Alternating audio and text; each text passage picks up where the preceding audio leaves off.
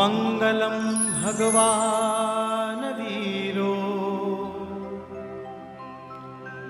मंगलम गौतम प्रभु।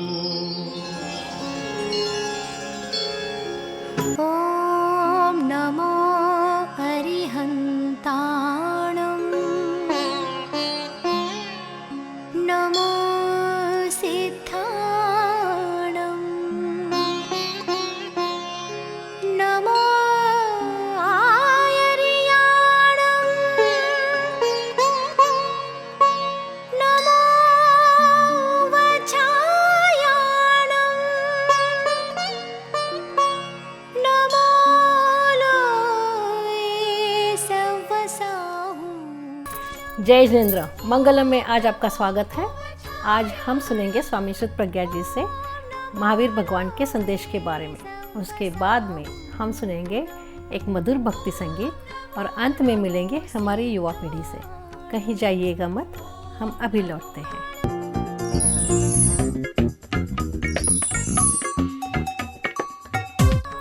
मंगलम में फिर स्वागत है। अब स्वामी शुद्ध प्रज्ञा जी हमें समझाएंगे भगवान महावीर के उपदेश के बारे में।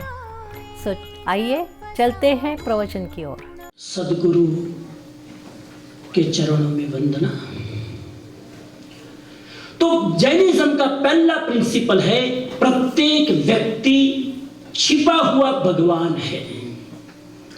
अगर वो आवरण को डिस्कवर करे, अगर वो पर्दे को हटाए, अगर वो माया को हटाए, अगर वो अज्ञान को हटाए, तो प्रत्येक व्यक्ति स्वयं भगवान बन सकता है। इंसान की स्थिति क्या है? इंसान की स्थिति बीच में है। एक तरफ पशुओं का जगत है, एक तरफ परमात्मा का जगत है। In one side there is an animal, in other side there is a God. In between there is a human being. अब हमारी स्थिति शंकु की तरह है। एक चीज हमें नीचे की तरफ ले जाने की कोशिश करती है, एक चीज हमें ऊपर की तरफ ले जाने की कोशिश करती है। बहुत बार हमारा मन होता है कि हम पशु के जगत में चले जाए, बहुत बार हमारा मन होता है कि हम परमात्मा के जगत में चले जाए। जब सत्संग में बैठते हैं तो परमात्मा बनने की इच्छा होती है, और टीवी के सामने या सैटरडे संडे पार्टी में जाते हैं तो जानवर बनने की इच्छा होती है। आदमी बीच में खड़ा है, अधबीच में, और अधबीच में खड़ा है। दो आकर्षण खींच रहे हैं, एक तरफ पशु का, एक तरफ परमात्मा का। इसलिए आदमी दुविधा में है, इसलिए आदमी टेंशन में है, इसलिए आदमी चिंता में है। क्योंकि एक जगत खींचता है नीचे, एक जगत खींचता है ऊपर। अब माय मैसेज इज कि if you cheat other person, definitely other person will cheat you. इसलिए दूसरे को चीट करने की कोशिश न करें। बहुत बार चीटिंग इतना सूक्ष्म होता है कि हमें भी पता नहीं चलता है कि चीटिंग नहीं है, ये तो नॉर्मल बात है। कई बार हमें चीटिंग भी नॉर्मल लगता है। इसलिए हम चीटिंग करने से बचें और प्रामाणिक बनने की कोशिश करें। चीटिंग का ऑपोजिट वर्ड है बी ऑनेस्ट, बी प्रामाणिक। और पांचवा सूत्र, अंतिम सूत्र कह के मेरी बात पूरी करूं, और वो पांचवा सूत्र है संयम। 5 सूत्र है, पांचों में पहला अक्षर स है, इसलिए याद रहने में इजी। देखो पहला अक्षर, पहली की स्वदर्शन, दूसरा संस्कार, तीसरा सेवा भाव, इसमें स, चौथा सरलता स, पांचवा स संयम। बस ये छोटा सा शब्द है। मैं बहुत बार कहता हूं कि अगर आपको हेल्दी रहना है, एक चाबी संयम। अगर आपको घर में, परिवार में शांति चाहिए, एक चाबी संयम। फिजिकली हेल्दी रखना है तो खाने का संयम, और परिवार में अगर हेल्दी रखना है परिवार को तो वाणी का संयम। दोनों काम जीभ का है। जीभ शरीर को भी बीमार करती है, जीभ परिवार को भी डिस्टर्ब करती है, इसलिए जीभ का संयम करें। बहुत बार लोग आजकल मुझे पूछ रहे हैं, जब से मैं हिंदुस्तान से आया हूं, एक अटैक बहुत हो रहा है, इतने नेचुरल डिजास्टर क्यों हो रहे हैं? ये प्रश्न मुझे बार बार पूछा जाता है। अभी जापान में हुआ, कितने सारे निर्दोष लोग मारे गए। भगवान नाम की कोई चीज है कि नहीं? कुदरत नाम की कोई चीज है कि नहीं? और कई लोग तो ऐसे हैं कि बहुत सारे अपने निर्दोष लोग चले गए, उसके कारण खुद ने भगवान की भक्ति करना छोड़ दिया। मैं राजकोट में था, एक स्कूल में लेक्चर दे रहा था, तो एक मैंने बच्चों को पूछा कि तुम भगवान को मानते हो? तो कि मानती थी। मैंने प्रश्न पूछा प्रेजेंट में, उसने जवाब दिया पास्ट में। मैंने कहा तुम भगवान में मानते हो? उसने कहा मैं मानती थी। तो मैंने कहा अब क्यों छोड़ दिया? तो कि मैंने बहुत विश की भगवान को, बहुत मेरी इच्छाएं थी, एक भी पूरी नहीं हुई, इसलिए मैंने छोड़ दिया। मैंने कहा भगवान तेरा एजेंट नहीं है। भगवान कोई तुम्हारे वहां नौकरी नहीं करता है कि तुम्हारी इच्छा पूरी करे तो वो भगवान, और तुम्हारी इच्छा पूरी ना करे तो वो भगवान नहीं। भगवान को हमने खरीद लिया है। मेरी इच्छा पूरी करे तो वो बड़ा आदमी, इच्छा पूरी ना करे तो वो छोटा आदमी। और भगवान की बात छोड़ो, हम तो आपस में भी, जो मेरी अपेक्षा पूरी करे तो उस आदमी का ओपिनियन हम कैसा देंगे? बहुत बड़ा, बहुत अच्छा आदमी हो, और 10 साल तक हमारे लिए बहुत अच्छा आदमी है। एक बार उसने मेरी अपेक्षा पूरी नहीं की, फिर पूछेगा वो आदमी कैसा? क्या कैसा है? सोचा था कितना बढ़िया, लेकिन निकला ऐसा।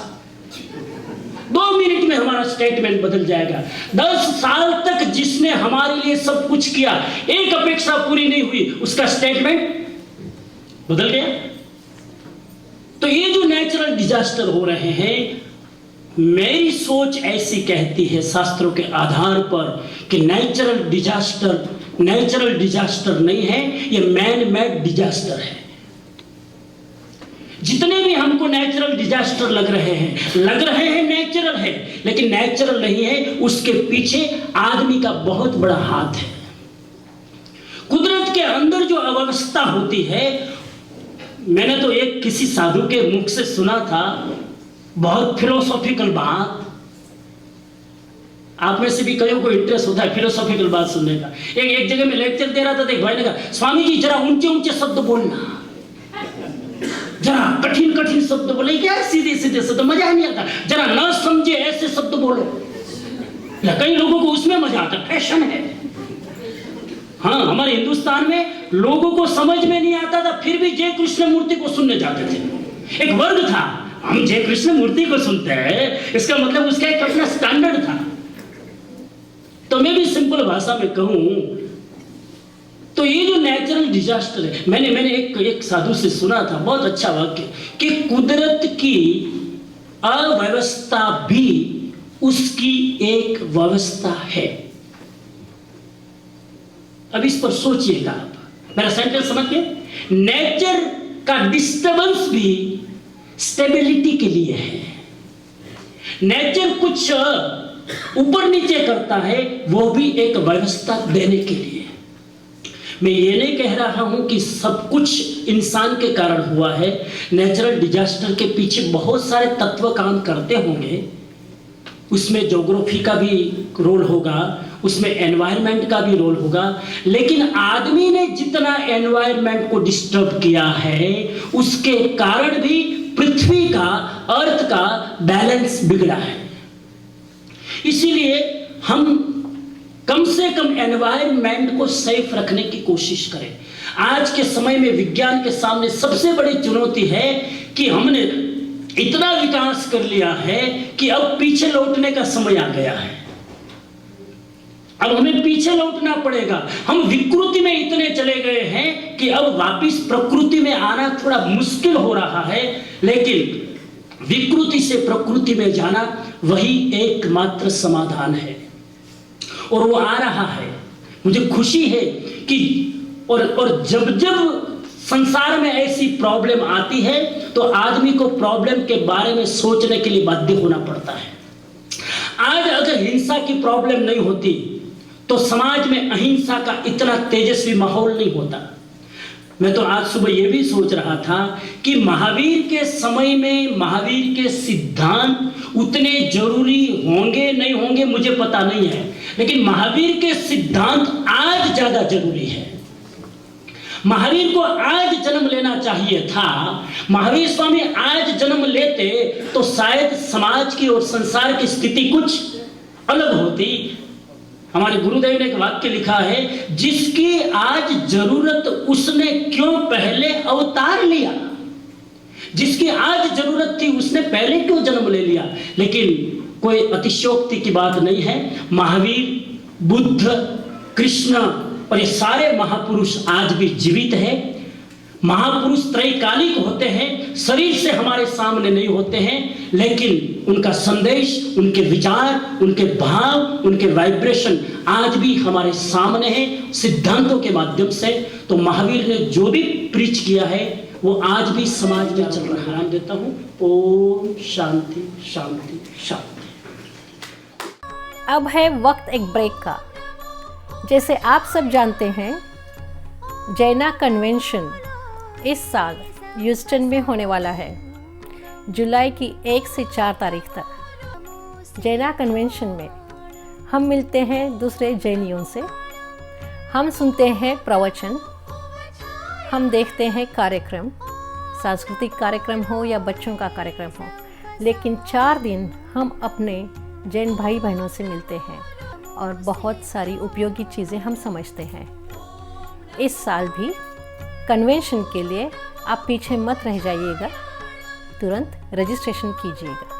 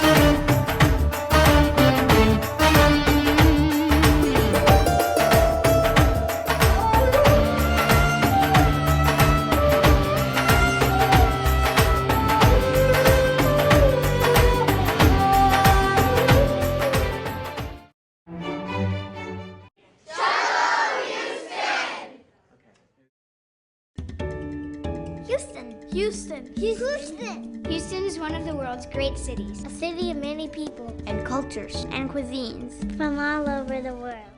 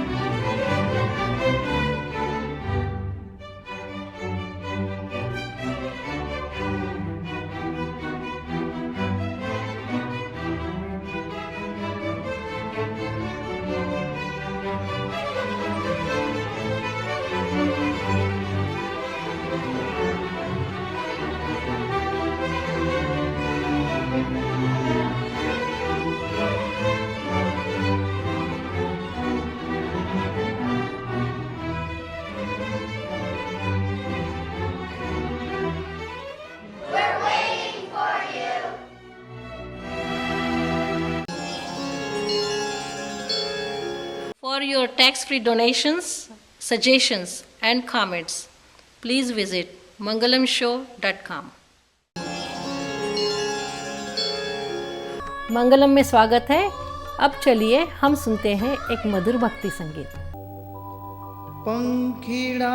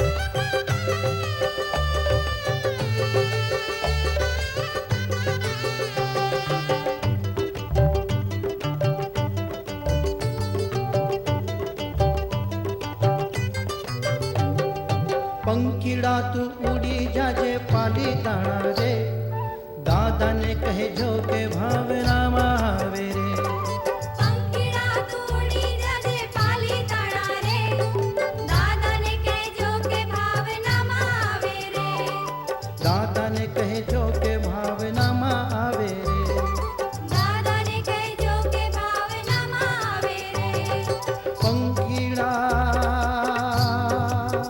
ઓ પંખીડા પંખીડા ઓ પંખીડા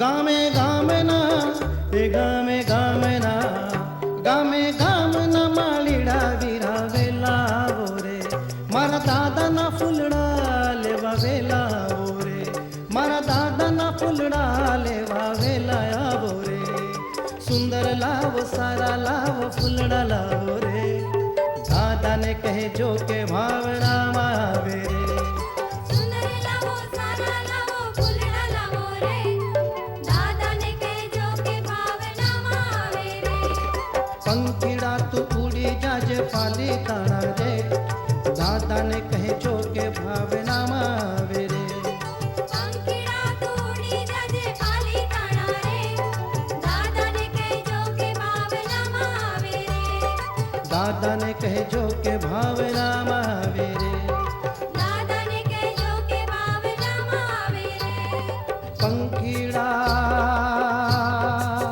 ઓ પંખીડા પંખીડા ઓ પંખીડા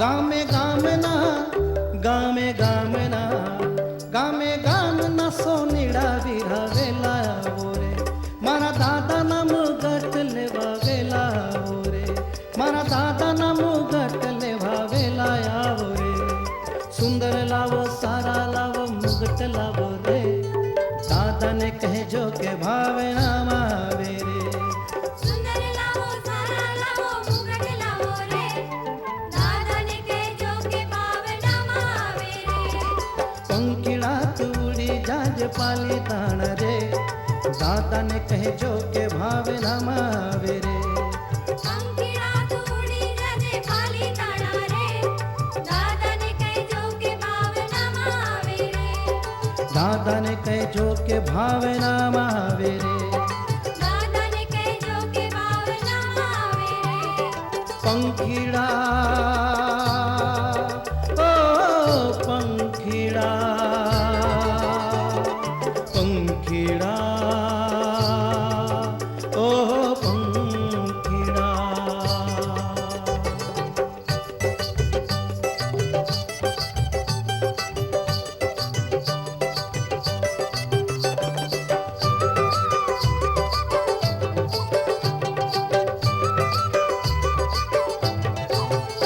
ગામે ગામના એ ગામે ગામના ગામે ગામના સેવક વિરાવેલા આવે રે મારા દાદાના ગુણલા તમે સુંદર ગાવો રે મારા દાદાના ગુણલા તમે સુંદર ગાવો રે સુંદર ગાવો સારા ગાવો ગુણલા ગાવો રે દાદાને કહેજો કે ભાવનામાં આવે રે દાદાને કહેજો કે ભાવનામાં આવે રે પંખીડા તું ઉડી જાજે પાલી તાણા રે દાદાને કહેજો કે ભાવનામાં આવે રે પંખીડા તું ઉડી જાજે પાલી તાણા રે દાદાને કહેજો કે ભાવનામાં આવે રે દાદાને કહેજો કે ભાવનામાં આવે રે દાદાને કહેજો કે ભાવનામાં આવે રે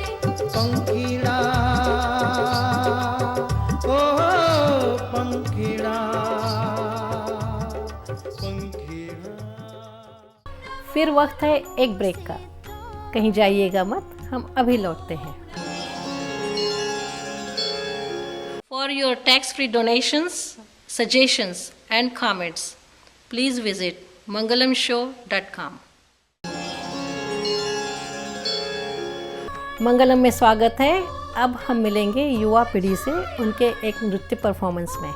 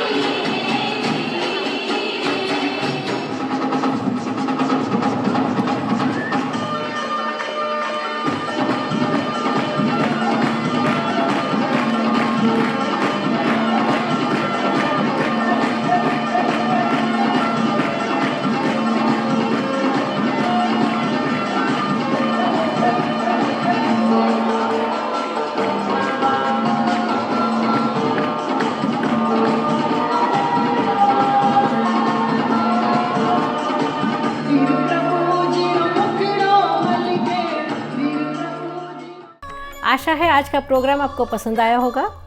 आपके विचार हम जानना चाहेंगे, हमें लिख भेजिएगा mangalamshow@gmail.com पर।